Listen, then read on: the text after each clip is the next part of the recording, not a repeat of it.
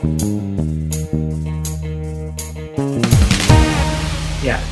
puji Tuhan, mari bersama kita lihat dalam Galatia pasal yang ketiga. Dan kita akan baca ayat yang ketiga dan keempat. Firman Tuhan, adakah kamu sebodoh itu? Kamu telah mulai dengan roh. Maukah sekarang kamu mengakhirinya di dalam daging? Sia-siakah semua yang telah kamu alami sebanyak itu? Masakan sia-sia. Ya, saudara, Rasul Paulus memberikan nasihat kepada orang Galatia, ya, yang dikatakan, adakah kamu sebodoh itu? Karena orang Galatia di sini mulai berpaling ya dari Injil kepada keselamatan karena perbuatan, ya, keselamatan karena berbuat baik, dan mereka meninggalkan Injil yang disampaikan oleh Rasul Paulus mengenai keselamatan karena iman, ya, karena percaya. Hal ini kadang-kadang terus menjadi perdebatan bahkan sampai sekarang, ya, di mana orang selalu berkata, pendeta, apakah sebenarnya kita ini diselamatkan ya oleh iman atau oleh perbuatan, ya. Saudara, kalau kita membaca Alkitab, maka kita harus memegang teguh bahwa setiap orang yang mengalami keselamatan karena percaya, ya, bukan karena perbuatan baik, ya. Kendati sudah kita perlu mengerti, memahami bahwa setiap orang yang mengalami keselamatan karena percaya akan dituntun di dalam perbuatan baik. Amin. Ya. Karena setiap mereka yang percaya kepada Tuhan, kata Alkitab, mereka ini adalah pribadi-pribadi yang mengasihi Tuhan. Betul ya? Kalau saudara percaya kepada Tuhan, saudara berarti mengasihi Tuhan, kan? Ya. Karena kita bisa percaya kepadanya karena perbuatan kasih-Nya. Ya. Sehingga kan kita nyanyi, karena kasih-Nya yang selamatkanku, memulihkan dan menebus hidupku.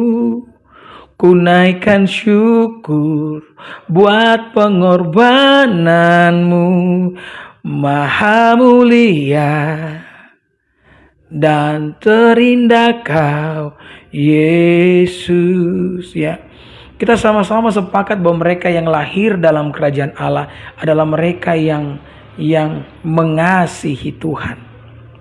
Ya, saya teringat bagaimana saya itu pertama kali mengenal Tuhan, saudara. Ini pribadi, pengalaman pribadi saya alami ketika itu saya pulang sekolah. Dan saya sampai di rumah, orang tua lagi memutar televisi, ya. Kami itu punya kebiasaan di rumah, saya pikir ini kebiasaan yang tidak baik juga, ya. Kendati tidak ada yang menonton, televisi menyala, saudara. Saya sering kali tanya, "Ma, kenapa demikian?" Mama saya jawab, supaya rame. Padahal tidak ada yang nonton, saudara-saudara. Ya, karena sibuk di dapur jam segitu kan. Nah, saya pulang sekitar jam 10 atau jam 11 di hari Jumat pada waktu itu, ya. Jadi televisi menyala, kemudian pada waktu itu lagi setel channel GOTV. Kalau sekarang mungkin sudah tidak ada, ya, tapi kalau dulu kan ada. Dan kebetulan pada waktu itu sementara khotbah, ya, memang kan kita orang Kristen begitu. Pasang saja, nyalain televisi, kalau ada khotbah biarkan dia berkhotbah sendiri, ya. Maka saudara-saudara, entah bagaimana dan kenapa saya hanya melepaskan tas ransel saya tanpa ganti baju. Saya ingat itu hari Jumat, saya lagi pakai baju pramuka. Lalu saya duduk di situ dan mendengarkan pendeta itu berkhotbah. Nah, pendeta itu menyampaikan firman tentang anak bungsu yang hilang. Ya. Dan ketika saya mendengarkan itu, tiba-tiba sepertinya ada panggilan dalam jiwa saya untuk bertobat. Ya, Kendati saya masih SMP kelas 1, saya pikir dosa apa yang saya perbuat. Tetapi ada penyesalan yang begitu dalam, yang sulit saya jelaskan di hati saya. Dan kemudian ketika pendeta itu selesai khotbah, dia altar calling semua yang ingin percaya kepada Tuhan, yang ingin menyerahkan hidup kepada Tuhan, mari maju ke depan. Itu dia bikin altar calling kan. Maka tiba-tiba saya merasa sepertinya Tuhan pun memanggil saya dan saya harus bertobat. Di hari itu hati saya, hidup saya dipenuhi dengan surga. Saya bisa ngomong begitu kenapa saudara? Karena tiba-tiba saya merasakan sebuah perasaan yang sedemikian haru. Saya menangis sampai saya kebingungan sendiri saudara-saudara. Saya sampai malu kalau sampai dilihat mama saya. Saya langsung masuk ke dalam kamar, kunci pintu. Dan terharu menangis. Ya, sambil memanggil-manggil nama Yesus. Maka mulai pada detik itu muncul kerinduan besar untuk melakukan ya kehendaknya Tuhan. Ya. Yesus pernah mengatakan, barang siapa mengasihi aku, maka ia akan melakukan perintah-perintahku. Ya. Jadi kita tuh percaya. Ya, kita diselamatkan karena kita beriman, kita percaya. Ya, bukan karena perbuatan baik. Karena perbuatan baik tidak akan pernah menyelamatkan. Ya, tidak akan pernah menyelamatkan. Kalau perbuatan baik menyelamatkan seseorang, maka Tuhan tidak akan pernah datang ke dalam dunia. Ya kan? Kalau perbuatan baik menyelamatkan, untuk apa Yesus datang ke dalam dunia? Ya. Kenapa perbuatan baik tidak menyelamatkan? Karena perbuatan baik manusia tidak sempurna. Ya. Kadang di dalam berbuat baik, saudara-saudara, ya. Kadang dalam berbuat baik kita memiliki maksud-maksud atau motif-motif yang tersembunyi. Berapa banyak di antara kita yang berbuat baik supaya kita mengalami berkat Tuhan? Coba angkat tangan, saya mau lihat dari sini. Ya. Berapa banyak di antara kita begitu? Berapa banyak di antara kita yang kasih perpuluhan supaya kita diberkati? Ya kan? Dalam pengertian bahwa setiap perbuatan baik yang kita lakukan kadang-kadang di dalamnya ada motif-motif tertentu. Sehingga saudara-saudara, perbuatan baik tidak menjadi syarat untuk sebuah ya keselamatan. Kendati saya katakan di awal tadi ya, orang yang percaya dengan iman akan berbuat baik, saudara-saudara. Ya. Akan melakukan perbuatan baik untuk menyenangkan Tuhan yang Dia kasih.